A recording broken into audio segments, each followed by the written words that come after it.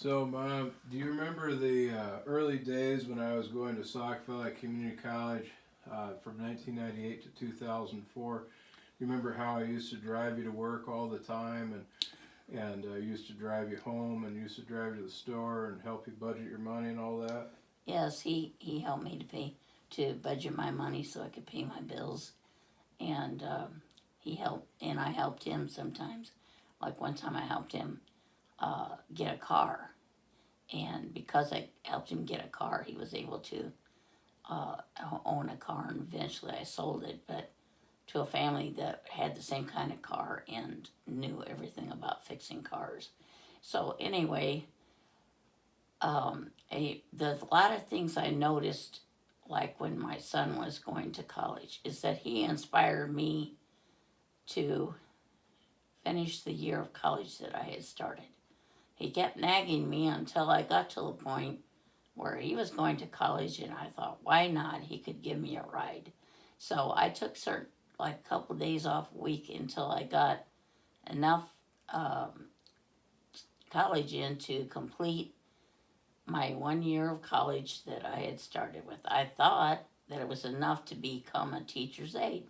So I got my teacher's aide certificate, and lo and behold, the government got involved, and because of their no child life left behind policy, I am no longer considered a teacher's aide unless I were to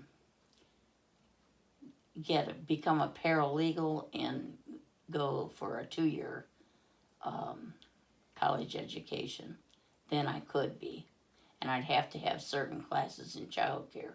So it just didn't work out for me, and so I realized though that that's not what I really wanted for my life. I just wanted a little bit more college experience to see if that's where I belonged. But I felt the whole time I was taking college courses that I was on the verge of a nervous breakdown because of the kind of pressure that was put on me by myself, not by the people that were teaching me, but because I was so highly critical of myself that I could not get a good college education, because I actually got to the point where I just didn't think that I was going to pass courses because I was so hard on myself, and yet some of them seem so easy to me. So I guess one of the things you have to look at is, how hard are you on yourself when nobody else is hard on you? And are you putting too much pressure on yourself to be perfect, and in so you're letting yourself down because you're making yourself think you have to be the best of the best, and that you have to always get straight A's or something else? That kind of attitude, and you know that it's not going to be a problem for you, but yet you just don't let yourself believe it. Well, there's something to be said about education, and my son has proved to me over and over again that there is a chance to get a better education. Now, my son had a learning disability, so did I.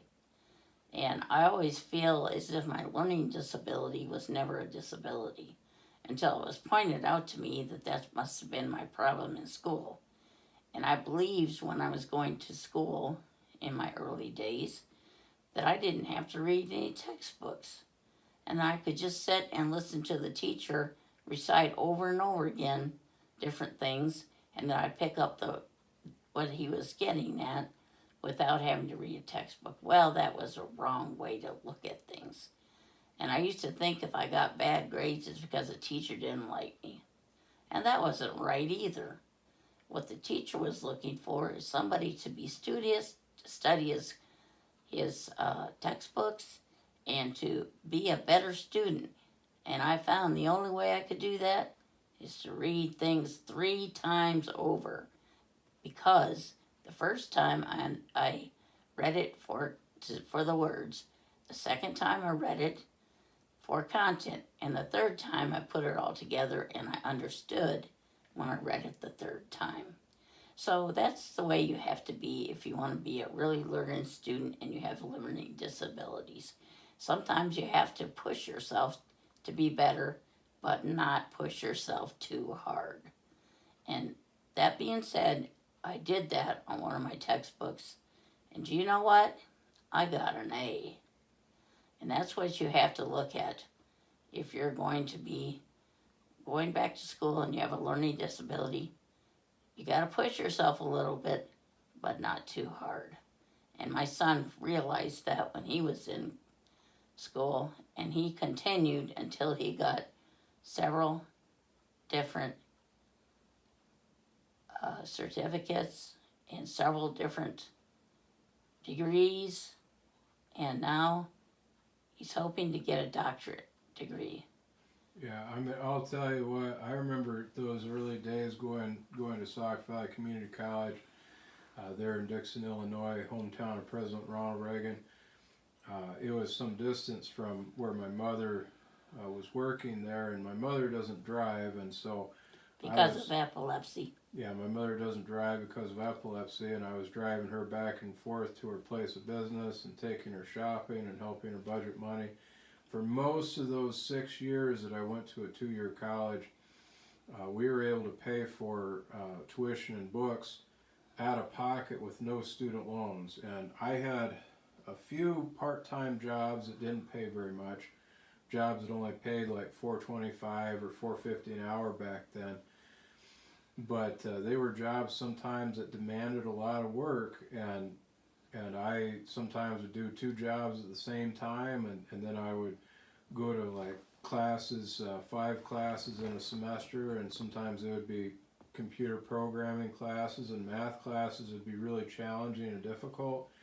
And then my mother, she didn't drive, so I was driving her back and forth all the time. And needless to say, I was able to get through it there, and we budgeted so much the money that what happened there is when we went to get food, we'd look at the price per ounce on food, and I would basically make decisions about what we could afford and what we couldn't afford, and so then we would get a whole bunch of food, and we would store it away for a long time, and then we would basically plan everything out so that we would live on that food for a while, and then use like money at different times for books or money at different times for tuition. And some of the food that Matthew got, if I couldn't use, I knew a group home that would gladly take the groceries that we didn't use, and they would give them to the residents. So I tried not to give them too much food of one variety, but for some reason I had a very big surplus of flavored oatmeal, and it was all in one flavor. And because of that, they said, please don't give us any more oatmeal. We're fed up to here with it. And you remember, Mom, how you bought all kinds of clothing for like a particular group home there, and you were Yes. always buying clothing, and you were keeping them in clothing, and otherwise they wouldn't have good clothing, and you were able to take advantage of deals and watch for deals. And Well, that wasn't for the group home as much as it was for the nursing home. But I did try to help the people that I was working with. When I had to take care of my own group of people in a nursing home setting, I would try to keep them in clothes. And I would try to get these bargain clothes that were really decent, but they needed to be distributed to people that would use them. And there were different sizes I would buy, and everybody probably thought, oh, she's not going to wear a small size like that. But it didn't matter. It was just stuff that I knew would fit somebody else. now back then the tuition was about $50 a credit hour for the community college, and that's the only way that we were able to afford it, as the tuition was so low. But then when I went on to a state university, the tuition was about 3 times that per credit hour, and so then I had to start getting student loans and whatnot, and we had some difficulty sort of in the transition between the two schools, where there was some debt and whatnot, but really, like, for most of the 6 years that I attended a community college for 3 semesters a year, I mean, like, we as a family for most of those years were like debt free, as I recall. Yes. And that's something that's really important to note here, that, and it didn't start out that way either. I mean, like, you know, there was like debt before going to school, but because of the way that the money was able to be managed and whatnot, and because of you know, being able to cut expenses and whatnot, and doing things very efficiently, you know, we were able to do it, and those were different times, I know, but like I say, like, people were making $4.25 or $4.50 an hour back then. I mean, And I know where I was working, I was probably for a CHAS, which was a certified habilitation aid. I was probably making a kind of a large scale for what I've sent for the years I'd been there. I thought it was a lot of money, but maybe it wasn't. Now, if I look at it, it's not too far away from minimum wage at Walmart. So, anyway, that's inflation for you. And now I'm unfortunately disabled, and because of my health, and it's genetic, and there's nothing I can do about it because it is genetic.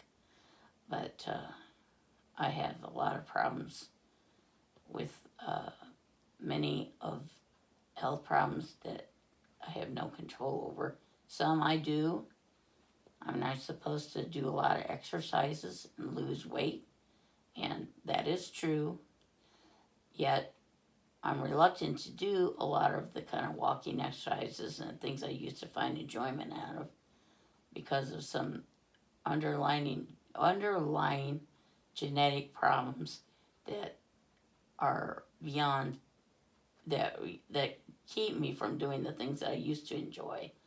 And it's very hard for me to exercise the way I want to exercise. I want to walk and run and do things like that, but because of the way that my body is and the things that I used to be able to do, I cannot do them anymore. And that's why I'm disabled, and it's really for no other reason.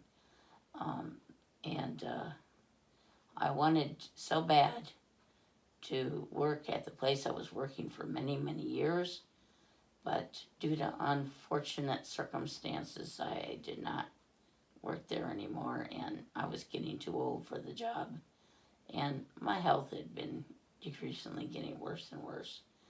So, in a way, it was a blessing that I lost my job. So you have to think about that sometimes. When you lose your job, is it a blessing? Or is it just a step in another direction for something that is a lot greater than yourself that you could be doing? And I just want to say, sometimes it's better that you just let things go and try to make something better of your life than what you've already done. So when you look back at the footsteps where Christ has carried you, you know that He's been with you the whole time, and that He has a different path for you that you just may not know what it is. And He will be carrying you across a different path that will lead to your salvation and a better way of life. Well, that sounds very very well worth listening to. I know that I've gone to school for 20 years, as I mentioned many times, and one of the things that I've done during those 20 years is I've kind of helped my mother on and off, maybe not all the time, and maybe not in every way, but If I had a job where I had to move and go somewhere else and have some completely different lifestyle, and I really wouldn't be able to do that, and I would have to focus most all my attention usually on the professional job, because that's why the jobs are paying what they pay, is because they need somebody that can focus most all their attention and have the stellar skill sets and whatnot that are required, and so I mean, can you see a situation, Mom, where if I were to move or something like that, then it would be maybe a little challenging? I mean, Yes, like, yes. because like I've taken care of you, like as much as I can, or sometimes, and Sometimes I think, as far as a caregiver, my son, like Donald Trump wanted, would get paid for taking care of me. But now, in order to do that, he would have to go to court and be declared a state guardian of me. And that's never going to happen. And I'm not saying because he doesn't want to, but because right now I'm married to my husband, and my husband is my guardian. So it has to be that way. I mean, he has my power of attorney. And until things change, or if they do change, then Matthew will have to step in. So I'm just leaving it to you to think about that if things get too tough for you, you know that there's always a better answer for you. You just have to let it go and trust in God and let God guide your life. yeah, I say that sounds like a pretty well worth listening to sort of testimony. And one of the reasons why I like to show this video series of people like my mother and other people that I know believe in Christ and their testimonies, is so that it's not all being heard from me, and a lot of times you can get an idea of what things are like, and from listening to other people. So I didn't really prepare my mother a whole lot, and like what she's going to say or what I'm going to say, just kind of we're talking mostly off the top of our heads here. Now, I did talk to this Christian lady that I just met, and she said, I'd really like to have a tripod just like what you have over there in the corner of your room. Well, I couldn't give something away unless I asked my son, because it's his tripod and he uses it. But I'm just saying, if there was a way, I would give her a tripod or buy her one. But right now, things are not that way for us, where we can just do those luxury items like giving away something that's very, very valuable. But I did help her because I was blessed with a whole lot of sewing machines, and I gave her one that I had been blessed with. See, and I didn't even know that the lady asked for or mentioned that the tripod was something she was interested in. I didn't know that, because if I would have known that, I might have thought about it, and I might have thought, like, how badly do I need that tripod? Is that something that, am I looking at buying another one in the future, and because maybe the old one, maybe it doesn't do as good as the one that I think I might want to buy. And so I might have some of those ideas kind of running through my mind, and I might think, maybe I can give it to her and just get a new one, because a new one might be better for me, and sometimes you get in those situations where the old thing that you've been using for a long time, maybe there's something about it that somebody else wouldn't see it being a problem, but you see it as being a problem. Just kind of like you don't like the color of your car. If you don't like the color of your car, and somebody else might like that color, and they come along and they're like, oh, you know, I really like the color of your car. I mean, you know. But now we had several sewing machines, and there was one particular sewing machine that I had that was my son had given to me. He gave me 3 sewing machines, and I only wanted to keep one of them in particular, and the other sewing machine didn't work right. But I knew that the woman wanted one of my sewing machines, and the man that had been here, he also wanted a sewing machine because he knew how to sew. So, needless to say, I didn't have he was talking to my son in the other room, and I hadn't discussed this openly with my son, and they had to leave after a short period of time, and I didn't have a chance to get back with him on that. But he did have genuine interest in sewing machines and knew how to sew. So, and to make this short, my son decided that he was going to help this man in other ways, and we were able to connect on a very interesting level in our loves of different things. So it was just like a very good, warm friendship that just was really sweet, and they were loving Christians, and I thought, oh, such a nice couple.